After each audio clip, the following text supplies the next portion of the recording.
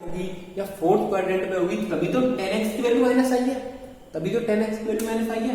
तो second quadrant में निकालने के लिए आपको पहले फर्स्ट क्वाड्रेंट में निकालनी पड़ेगी, दैट इज 1/√3। तो 10x बराबर 1/√3 कब होता है? फर्स्ट क्वाड्रेंट में अगर आप वैल्यू निकालोगे तो कितनी आएगी? 10π/6 मतलब 10 30 डिग्री। लेकिन हमको क्या चाहिए? माइनस में, मतलब वो हमें केवल और केवल कहां पे मिल सकती है? या तो सेकंड क्वाड्रेंट में या थर्ड क्वाड्रेंट में, या तो सेकंड क्वाड्रेंट में या सेकंड क्वाड्रेंट में या फोर्थ क्वाड्रेंट में। तो यहां से आपके प्रिंसिपल सॉल्यूशन तो आपके आगे 5π/6 और दूसरा आ गया आपका 11π/6। अब ध्यान से सुनना, अब कुछ बच्चे बोल रहे होंगे कि यदि मैं इसको मैं ऐसे भी तो लिख सकता हूं सर, 10 - के π/6। कुछ बच्चे बोल रहे होंगे कि मैं इसको ऐसे भी तो लिख सकता हूं, 10x बराबर 10 - π/6 लिख सकते हो, क्यों नहीं लिख सकते? खूब लिख सकते हो। लेकिन आपसे जो प्रिंसिपल सॉल्यूशन पूछा जाता है, वो 0 से लेकर 2π के इंटरवल में पूछा जाता है। और -π/6 से यदि आपने x की वैल्यू निकाली तो वो आपका प्रिंसिपल सॉल्यूशन नहीं रहेगा, वो आपका क्या नहीं रहेगा? प्रिंसिपल सॉल्यूशन नहीं रहेगा। सो 10x बराबर यदि आपका -1/√3 है तो आपको क्वाड्रेंट के हिसाब से चलना पड़ेगा कि यदि 10x बराबर 1/√3 होता, 10x बराबर 1/√3 होता तो क्या वैल्यू होती? That is π/6। लेकिन माइनस साइन ये इंडिकेट कर रहा है कि इसकी वैल्यू जो है π/6 नहीं लेनी है हमें या तो सेकंड क्वाड्रेंट वाली वैल्यू लेनी है या फोर्थ क्वाड्रेंट वाली वैल्यू लेनी है। लेकिन अगर प्रिंसिपल सॉल्यूशन की बात करें तो हमें दोनों लेनी पड़ेगी हमें। अच्छा, 10x बराबर 10 - π/6 क्यों नहीं लिख सकते? समझ में आया? अब इसका क्या निकालना है? General solution. सो जनरल सॉल्यूशन कितना हो जाएगा? n π प्लस अल्फा हम छोटे वाले को मान रहे हैं, that is 5π/6। n belongs to integer. Similarly यहां से आपका क्या हो जाएगा?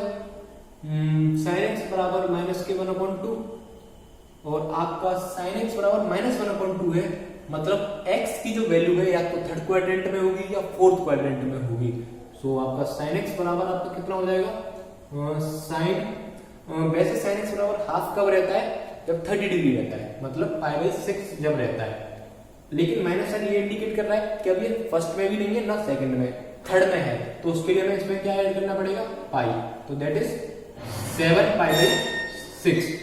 और इसी को हम फोर्थ में यदि हम लिखना चाहेंगे तो हमें इसको 2π में से सब्सट्रैक्ट करना पड़ेगा, दैट इज 11π/6। 11π/6। तो यहां से x बराबर 7π/6, 11π/6 ये इसके प्रिंसिपल सॉल्यूशन है।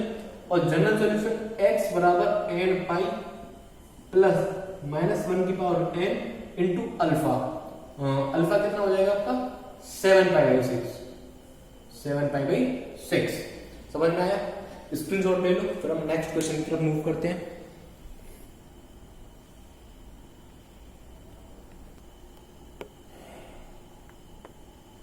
ये आपका फिफ्थ और सिक्स्थ क्वेश्चन है, जिसको हम एक साथ डिस्कस करेंगे। जैसे हमने फर्स्ट सेकंड किया था, थर्ड और फोर्थ किया था, अब फिफ्थ और सिक्स्थ एक साथ डिस्कस कर रहे हैं। देखो अब हमें क्या है? cos 4x बराबर cos 2x दे रखा है।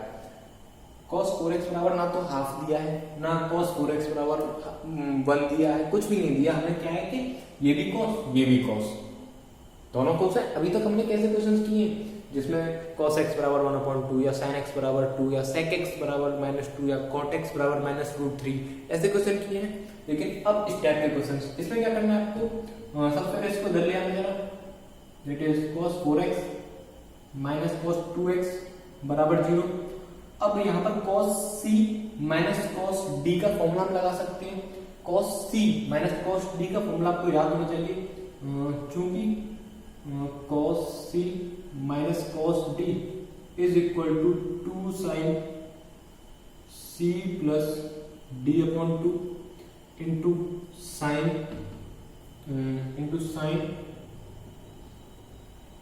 d minus c/2, d minus c/2। मैंने आपको समझाने के लिए मैंने इसको लिख दिया है, सही है? देखो इसको हम क्या लिख सकते हैं? 2 sin c plus d, 4x plus 2x कितना हो जाएगा? 6x/2 3x into sine d minus c 2x minus 4x minus 2x हो जाएगा अपॉन 2 दैट इज x हो जाएगा माइनस के x is equal to 0 minus बाहर आ जाएगा लेकिन माइनस से मल्टीप्लाई करेंगे तो माइनस खत्म हो जाएगा। सही है, तो हम इसको ये लिख सकते हैं। अब यहाँ से sin 3x बराबर आप कितना निकाल लोगे 0 हो जाएगा और sin x बराबर भी आप क्या कह सकते हो यहाँ से 0 हो सकता है।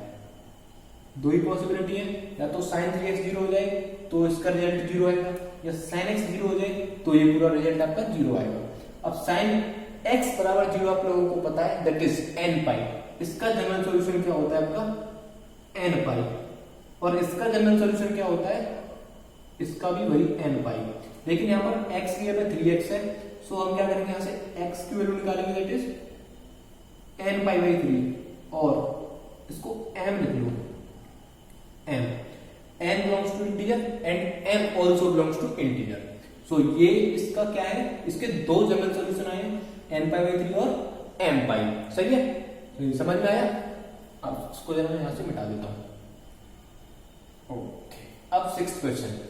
अब यहां पर जरा देखो सेम इसमें भी क्या है, एक से ज्यादा टर्म्स आ गए हैं, cos 3x है, cos x है, cos 2x है। तो हमको क्या करना पड़ेगा, फिर से भाई cos t plus cos d का फॉर्मूला लगाएंगे।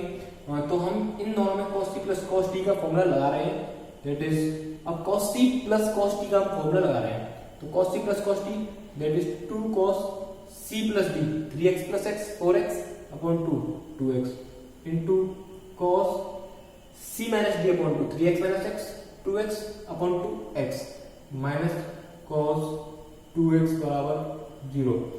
cos 2x हम यहां से कॉमन ले लेंगे तो कितना हो जाएगा 2 cos x माइनस 1 बराबर 0। तो यहां से दो पॉसिबिलिटी हो सकती है, या तो cos 2x बराबर 0 हो जाए, cos 2x बराबर 0 या cos x बराबर हाफ, या cos x बराबर हाफ हो जाए। अब cos 2x बराबर 0 मतलब मैंने आपसे बोला था कि 2x बराबर 2n plus 1 into pi by 2 2n plus 1 into pi by 2। cos x बराबर 0 के लिए मैंने आपसे जनरल सॉल्यूशन बताया था कि x बराबर 2n plus 1 into pi by 2 होता है और cos x बराबर हाफ है। तो आप यहां से इसको लिख सकते हो cos x बराबर cos pi by 3। So x बराबर 2n pi plus minus pi by 3। तो इसको आप m कर लो, इसको आप m कर लो तो यहां से x बराबर कितना हो जाएगा 2m plus 1 into pi by 4। सो ये आपके इस क्वेश्चन के जनरल सॉल्यूशन है, ये इस क्वेश्चन का इक्वेशन का जनरल सॉल्यूशन है। समझ में आया? सो तब तक आप इसका स्क्रीनशॉट लो, फिर हम नेक्स्ट क्वेश्चन की तरफ मूव करते हैं।